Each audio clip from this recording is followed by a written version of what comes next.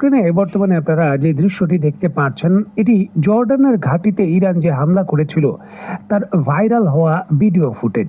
এখন এই ভিডিও ফুটেজে পরিষ্কারভাবেই কিন্তু দেখা যাচ্ছে মিসাইলগুলো হাজার কিলোমিটার দূর থেকে এসে নিখুঁতভাবে সরাসরি হিট করছে। যোগ এই ক্ষেত্রে অন্যতম বড় বিষয় হলো যে হামলা যতটাই হোক না কেন বা আইআরজিসি যত ক্ষয়ক্ষতির দাবি করুক না কেন, এই জায়গায় যুক্তরাষ্ট্র এবং জর্ডানের পক্ষ থেকে দীর্ঘ সময় ধরে একটি স্টেটমেন্টই দেওয়া হতো যে আকাশে ইরানের ছোড়া মিসাইলগুলো তারা সফলভাবে ভূপাতিত করতে পেরেছে, সেগুলো হিট করতে পারেনি। দীর্ঘদিন ধরে যে কৌশল বাস্তবায়িত হতো, তথ্য তেমন স্বীকার করা হতো না। এখন চিন্তা করুন, হঠাৎ করে যদি তারা নিজেরাই তথ্য স্বীকার করে, মিসাইল ড্রোনের আঘাতের বিষয়গুলো নিশ্চিত করে এবং এটিও স্বীকার করে নেয় যে এই মিসাইল এবং ড্রোনের আঘাতে তাদের অন্তত 2 জন সেনা সদস্য নিহত, 1 জন নিখোঁজ এবং অন্তত আরো 4 জন আহত রয়েছেন। তাহলে বিষয়টা কিরকম হয়? বা যুক্তরাষ্ট্রের মতো দেশ যদি এটা স্বীকার করে নেয়, তাহলে যুদ্ধের পরিস্থিতি কতটা মারাত্মক নাজুক পরিস্থিতিতে গেছে এবং হামলার তীব্রতা আসলে কতটুকু ছিল, এই বিষয়গুলোও কিন্তু প্রাধান্য পায়।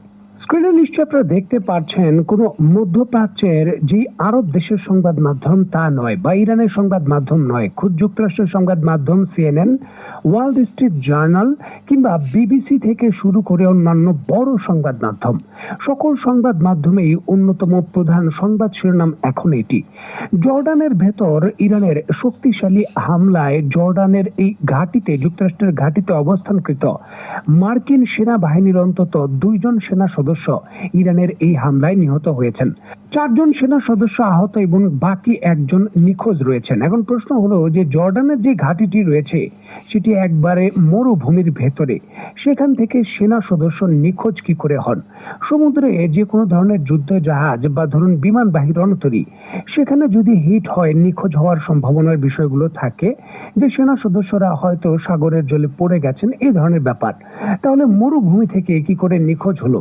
দেখুন, অনেক সময় শক্তিশালী হামলা এবং মিসাইল বিস্ফোরণের কারণে অবকাঠামোগুলো এমন ভাবেই ক্ষতিগ্রস্ত হয় এবং আগুনে জ্বলে যায় যে এর ভেতরে থাকা কোনো কিছুর চিহ্ন সহজে আর শনাক্ত করা যায় না। তখন কিন্তু অনেক সময় ডিএনএ টেস্টের মাধ্যমে অনেক কিছু শনাক্ত করতে হয়। সেই ধরনের ঘটনা হয়তো ঘটতে পারে। যুক্তরাষ্ট্রের সেনাবাহিনীর প্রোটোকল অনুসারে যদি যুদ্ধক্ষেত্রে বা অন্যান্য ক্ষেত্রে কোনো সেনা সদস্য নিহত হন, তাহলে 24 ঘন্টার মধ্যে সেটি প্রকাশ করা হয় না। প্রথমে তার পরিবারকে জানানো হয় এবং বাকি 24 ঘন্টা পর স্ট্র্যাটেজিক ভাবে সিদ্ধান্ত নিয়ে তারপর সেই হতাহতের ঘটনা প্রকাশ করা হয়। গতকালকে এবং একেবারে রাতের দিকে জর্ডানে যে হামলা হয়েছিল, সেই হামলার ক্ষয়ক্ষতির